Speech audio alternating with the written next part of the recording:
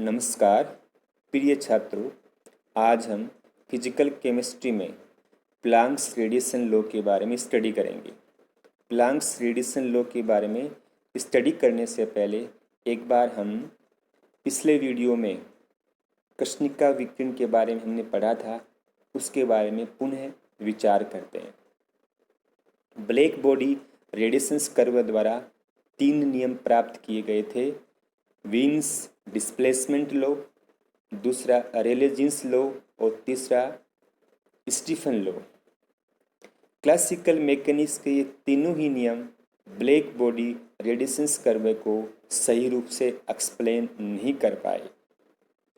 इसको हम classical mechanics के रेले जीन्स के नियम द्वारा पुनः स्पष्ट कर सकते हैं। रेले जीन्स के नियमानुसार E lambda equal to 8 pi KT upon lambda की पावर 4 होता है। इस इक्वेशन की हम 2 पार्ट कर लेते हैं। पहला पार्ट है 8 पाई अपॉन लैम्डा की पावर 4 और दूसरा है KT। KT है रेडिएशंस की एवरेज एनर्जी को एक्सप्रेस करता है। एक टेम्परेचर कांस्टेंट हो, अर्थात एक पर्टिकुलर टेम्परेचर पर हम इस समीकरण को निम्न प्रकार से लिख सकते हैं। E lambda proportional to 1 upon lambda की पावर 4, यानी जब लैम्डा का मान बढ़ेगा तो एनर्जी का मान क्या होगा, घटेगा। इसे हम ई लैम्डा और लैम्डा के बीच में निम्न प्रकार का ग्राफ प्राप्त करके स्पष्ट कर सकते हैं। इस ग्राफ में ये शो हो रहा है कि जब लैम्डा का मान लो है तब ई का मान हाई है। जब लैम्डा का मान बढ़ रहा है वैसे वैसे ई का मान क्या हो रहा है, डिक्रीज हो रहा है।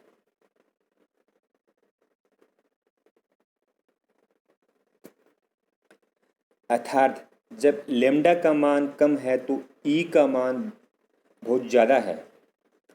जबकि हम ब्लैक बॉडी रेडिएशंस कर्व में पढ़ चुके हैं कि ब्लैक बॉडी रेडिएशंस का जो एक्चुअल कर्व है वो निम्न प्रकार का प्राप्त होता है। जब हम इन दोनों कर्वों को एक साथ देखते हैं तो इनसे स्पष्ट होता है कि जब लैम्डा का मान हाई है तब दोनों कर्व एक दूसरे से क्या कर रहे हैं, मेल खा रहे हैं। लेकिन जब लैम्डा का मान लो है तब रेले जीन्स के नियमानुसार ई का मान बहुत अधिक है, जबकि एक्चुअल में जो ई का मान है वो क्या हो रहा है, कम है। अर्थात लो वेवलेंथ के ऊपर रेले जीन्स नियम द्वारा ब्लैक बॉडी रेडिएशंस को हम सही रूप से एक्सप्लेन नहीं कर सकते। ऐसा क्यों हुआ? ऐसा इसलिए हुआ कि रेले जीन्स नियम में जो एवरेज एनर्जी KT है वो ये शो करती है कि भी किसी भी रेडिएशंस के वाइब्रेशंस की फ्रीक्वेंसी चाहे कुछ भी हो, उसकी एवरेज एनर्जी हमेशा KT होती है। लेकिन प्लांक ने सिद्ध किया कि ऐसा नहीं होता है कि किसी भी रेडिएशंस की एनर्जी है वो फ्रीक्वेंसी पर डिपेंड करती है। तो एनर्जी का फ्रीक्वेंसी पर डिपेंडेंस शो करने के लिए प्लांक ने रेडिएशन लॉ दिया, जिसके मुख्य बिंदु हैं वो निम्नलिखित हैं। पहला बिंदु क्या है इसका? पहला बिंदु इसका ये है कि ब्लैक बॉडी द्वारा रेडिएशंस का एमिशन या अब्जॉर्प्शन कंटिन्यूस नहीं होकर डिस्क्रीट बंडल्स या एनर्जी के पैकेट के रूप में होता है। इन बंडलों को या एनर्जी के पैकेट्स को क्वांटा या फोटोन कहते हैं। दूसरा जो है पॉइंट है वो ये है कि प्रत्येक क्वांटम में ऊर्जा का मान रेडिएशंस की फ्रीक्वेंसी के प्रोपोर्शनल होता है, that is E proportional to nu या E equal to H nu, जहाँ पर H है वो प्लांक कांस्टेंट है जिसका मान 6.625 इंटू में 10⁻34 जूल सेकेंड या 6.625 इंटू में 10⁻27 अर्ग सेकेंड होता है। तीसरा जो पॉइंट है प्लैंक्स थ्योरी का वो ये है कि ब्लैक बॉडी एनर्जी का अब्जॉर्प्शन या एमिशन क्वांटम के इंटीग्रल मल्टीपल के रूप में करता है, अर्थात वह एनर्जी का अब्जॉर्प्शन या emission 1h nu 2h nu 3h nu यानी NH न्यू के रूप में करेगा, अर्थात En equal to NH nu, जहाँ पर n का मान 1 2 3 है। प्लैंक ने अपने सिद्धांत के आधार पर मैक्सवेल बोल्ट्जमान वितरण नियम का उपयोग करते हुए वाइब्रेशंस की एवरेज एनर्जी के लिए निम्नलिखित फॉर्मूला दिया। Average energy equal to H nu upon E की power H nu upon K T minus 1। इस एवरेज एनर्जी का मान रेले जीन्स नियम की समीकरण जो हमने पढ़ी है E equal to 8 pi upon lambda की पावर 4 के टी में के टी की जगह रखते हैं तो निम्नलिखित समीकरण प्राप्त होती है। E lambda equal to 8 pi upon lambda की power 4 H nu upon E की power H nu upon K T minus 1। Since nu equal to होता है C अपॉन लेमडा, C क्या है? वेलोसिटी ऑफ लाइट है, इसलिए E lambda equal to 8 pi upon lambda की power 4 H C upon lambda E की power H C upon lambda K T minus 1। जब इसको हमने सोल्व किया तो ये समीकरण प्राप्त हुई E lambda equal to 8 pi H C upon lambda की पावर 5 1 अपॉन ई की power H C upon lambda K T minus 1। यही ब्लैक बॉडी रेडिएशंस के लिए प्लैंक द्वारा दी गई समीकरण है और इस समीकरण द्वारा कृष्णिका विकिरण ब्लैक बॉडी रेडिएशंस कर्व की सही रूप से व्याख्या की जा सकती है। इस समीकरण के अनुसार ई लेमडा का मान वेवलेंथ के निम्नलिखित दो पार्ट पर डिपेंड करता है। पहला पार्ट इसका है E lambda proportional to 1 upon lambda की पावर 5। दूसरा पार्ट है E lambda proportional to 1 upon E की power H C upon lambda K T, या E lambda proportional to E की पावर, या इसको ऊपर ले आओ S E lambda K T को, तो ई की power minus S C upon lambda K T हो गया।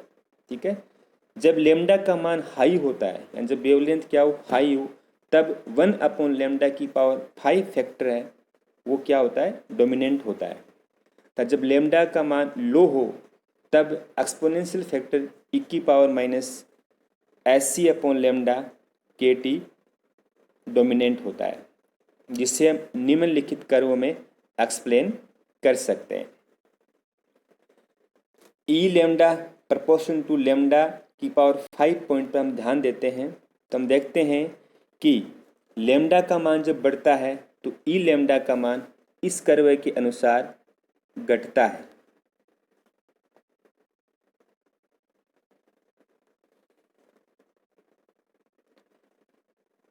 और जब हम लो वेवलेंथ की बात करते हैं तो ई लेमडा का मान लेमडा के मान में वृद्धि होने के साथ साथ निम्न प्रकार से बढ़ता है।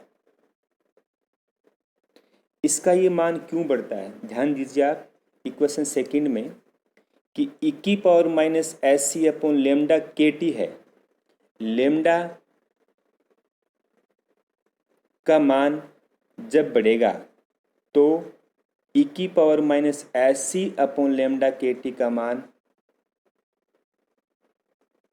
भी बढ़ेगा, क्योंकि इस पर साइन नेगेटिव है, अर्थात लेमडा का मान बढ़ने से ई लेमडा का मान बढ़ेगा। जब हम इन दोनों कर्व्स को यानी 1 अपॉन लेमडा 5 को एवं ई की power minus S C upon lambda K T curve को आपस में एक साथ मिलाते हैं तो निम्न प्रकार का कर्व प्राप्त होता है। इस कर्व में जो ये पीक है ये वाला, इस पीक के ऊपर एनर्जी का एमिशन इस साइड में मैक्सिमम होता है और यहाँ पर जो वेवलेंथ होगी वो भी क्या होगी, वो लेमडा मैक्सिमम होगी, अधिकतम तरंग दैर्ध्य होगी। इस पॉइंट जो ए है हमने लिखा है यहाँ पर, ये पॉइंट ए, इस पॉइंट ए के ऊपर जो 1/λ⁵ एवं e⁻⁻⁴ दोनों के मान बराबर हो जाते हैं, इक्वल हो जाते हैं। इस प्रकार से हम देखते हैं कि प्लैंक्स रेडिएशन लॉ इक्वेशन द्वारा हमने ब्लैक बॉडी रेडिएशंस कर्व को एक पर्टिकुलर टेम्परेचर पर एक्सप्लेन कर दिया। प्लैंक समीकरण द्वारा अब हम ब्लैक बॉडी रेडिएशन से संबंधित 3 नियमों को एक्सप्लेन करेंगे। तो सबसे पहले हम देखते हैं एट हाई वेवलेंथ के ऊपर, जब लेमडा का मान हाई हो तब क्या होगा। लेमडा की हाई वैल्यू पर SC/λ/KT का मान क्या होगा, देखो लेमडा इसके नीचे है तो लेमडा बढ़ेगा तो SC/λ/KT का मान क्या होगा, क्या होगा, SC/λ/KT का मान कम हो जाएगा। इस कंडीशन में हम e⁻SC/λ/KT को निम्न रूप से में लिख सकते हैं। कैसे लिखेंगे, e⁻SC/λ/KT बराबर 1 + SC/λ/KT प्लस 1/2 SC/λ/KT का स्क्वायर प्लस 1/6 SC/λ/KT की पावर 3 प्लस आगे ये बढ़ता रहेगा। देखो ये कब लिखते हैं हम, जब SC/λ/KT का मान लो हो। एट हाई वेवलेंथ, जब वेवलेंथ क्या हो, हाई हो, तब क्या होगा, SC/λ/KT का मान क्या होगा, 1 से बहुत कम हो जाएगा। तब हम क्या करेंगे, तब ये करेंगे, तो सेकंड टर्म है ये वाली 1 और 2, इसके बाद वाली ये टर्म्स हैं ये वाली दोनों, ये टर्म्स क्या हो जाएंगी, बहुत ही छोटी, कम हो जाएंगी, स्मॉल हो जाएंगी। तो इनको हम इक्वेशंस में से नेगलेक्ट कर देते हैं। तो इसके पश्चात शेष क्या रहेगा, शेष ये रहेगा e⁻SC/λ/KT बराबर 1 + SC/λ/KT। इसका मान हम प्लैंक्स इक्वेशन में पुटअप कर देते हैं तो हमें निम्नलिखित समीकरण प्राप्त होती है। E⁻ = 8πSC/λ/5 1/1 + SC/λ/KT - 1, सब कैंसिल हो गया और अंत में क्या हुआ, अंत में हमें ये समीकरण प्राप्त हो गई। E⁻ = 8πKT/λ4, और ये क्या है, ये रेले जीन्स नियम की समीकरण है, अर्थात हाई वेवलेंथ पर प्लैंक्स इक्वेशन रेले जीन्स समीकरण का रूप ले लेती है। अब आते हैं हम सेकंड पॉइंट के ऊपर, एट लो वेवलेंथ के ऊपर। जब वेवलेंथ लो होगा तो SC/λ/KT का मान क्या होगा, कि लेमडा क्या नीचे है ना, तो SC/λ/KT का मान अधिक हो जाएगा, अर्थात e⁻SC/λ/KT का मान क्या होगा, 1 से अधिक होगा। इस कारण से हम प्लैंक समीकरण में e⁻SC/λ/KT - 1 में 1 को छोड़ देते हैं, अर्थात E⁻ बराबर 8πHC/λ5 मल्टीप्लाई क्या, 1/e⁻SC/λ/KT, या E⁻, इसको ले हो आप e⁻SC/λ/KT को, तो क्या बन जाएगा, E⁻ बराबर 8πSC/λ5 e - SC/λ/KT। यदि हम इस समीकरण में 8πSC बराबर कांस्टेंट A मान लें तथा SC/K बराबर कांस्टेंट B मान लें, तो ये समीकरण जो है ये वाली, ये निम्नलिखित रूप में आ जाती है। E⁻ = A/λ5 e - B/λT, और ये वीन विस्थापन नियम की समीकरण है, अर्थात लो प्रेशर पर प्लैंक इक्वेशन, लो वेवलेंथ पर Planck equation Wien's displacement law समीकरण का रूप ले लेती है। तीसरा हम पढ़ेंगे स्टीफन नियम के बारे में, यानी किस तरीके से हम प्लैंक समीकरण द्वारा स्टीफन लॉ की इक्वेशन को प्राप्त करेंगे। जब प्लैंक समीकरण के अनुसार E lambda equal to 8 pi S C upon lambda की पावर 5 1 अपॉन ई की power S C lambda K T minus 1 होता है। इस समीकरण का दिए गए तापमान पर लेमडा बराबर 0 से लेमडा बराबर इन्फिनिटी की लिमिट्स में इंटीग्रेशन करते हैं तो ई लेमडा का निम्नलिखित मान प्राप्त होगा। ई लेमडा इक्वल टू 2 पाई के की पावर 4 टी की पावर 4 पाई की पावर 4 नीचे है एस की पावर 3 सी की पावर 2 और 15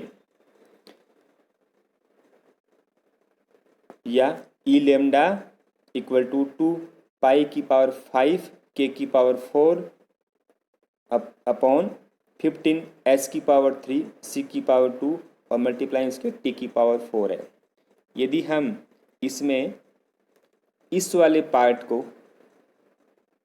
स्टीफन कांस्टेंट सिग्मा मान लें तो ये समीकरण निम्नलिखित रूप में आ जाती है। E lambda equal to sigma T की पावर 4 और ये कौन समीकरण है?